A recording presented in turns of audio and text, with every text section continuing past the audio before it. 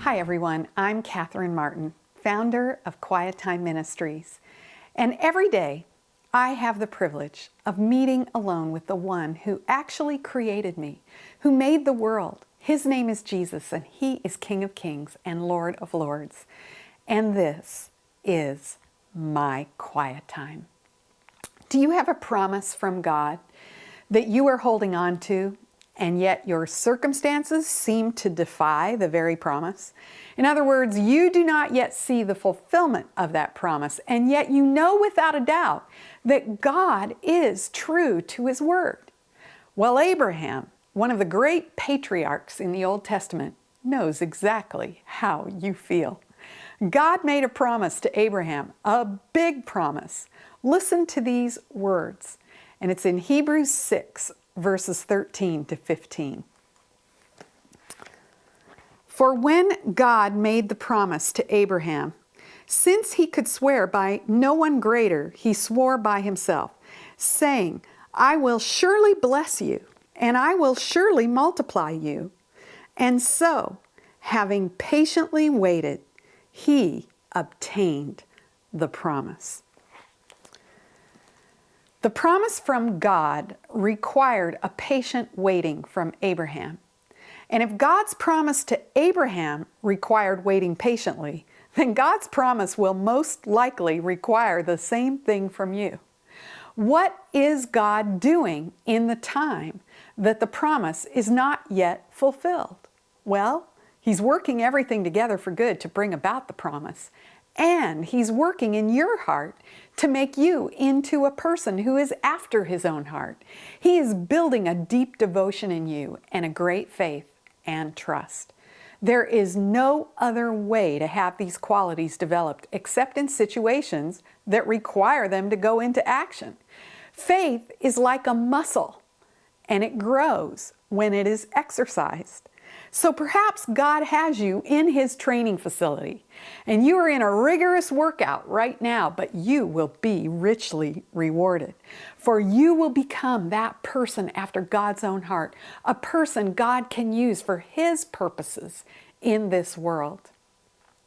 I love what Mrs. Charles Cowman wrote in Streams in the Desert. She said, Abraham was long tried, but he was richly rewarded. The Lord tried him by delaying to fulfill his promise. Satan tried him by temptation. Men tried him by jealousy, distrust, and opposition. Sarah tried him by her peevishness.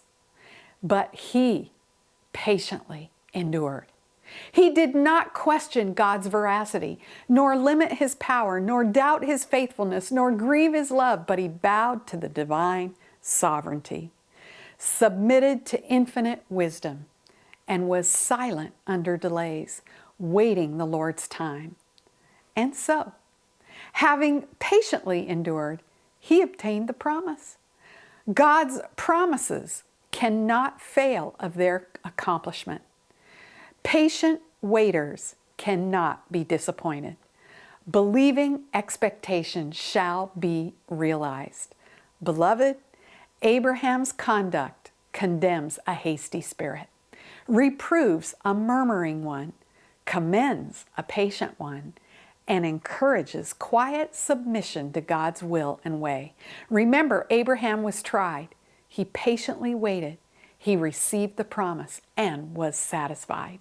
Imitate his example, and you will share the same blessing. And so my question to you today is, will you be an Abraham? Will you patiently wait for the fulfillment of God's promise? Will you keep trusting? Will you believe? Remember what Mrs. Cowman said. Patient waiters cannot be disappointed. Believing expectation shall be realized. You will see God's promise fulfilled in ways you could never have imagined.